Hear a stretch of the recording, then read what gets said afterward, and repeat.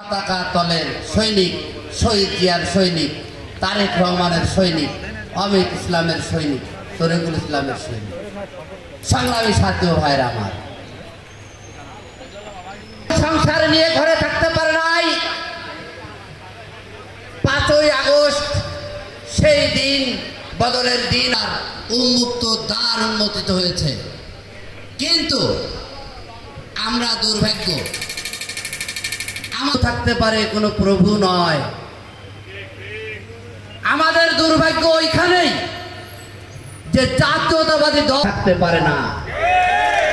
আসুন বাগারপাড়া অভয়নগরবাসী, আমরা আজকে যেমন আপনারা আমন্ত্রণ করেছেন, আপনাদেরকে ধন্যবাদ জানাই। একই মায়ের সন্তান, সকলে কাঁধে কাঁধ মিলিয়ে বাগারপাড়াকে গড়ে তুলতে, এই বাগারপাড়াকে গড়ে তুলতে যে গ্রহণ করেছেন তাকে আমরা বয়কট করি এবং আমরা জাতীয়তাবাদী দলের কেন্দ্রের কাছে আহ্বান জানাই, বাগারপাড়া অভয়নগরে অনেক স্বচ্ছ জনদরদ দলীয় গণতন্ত্র প্রতিষ্ঠার জন্য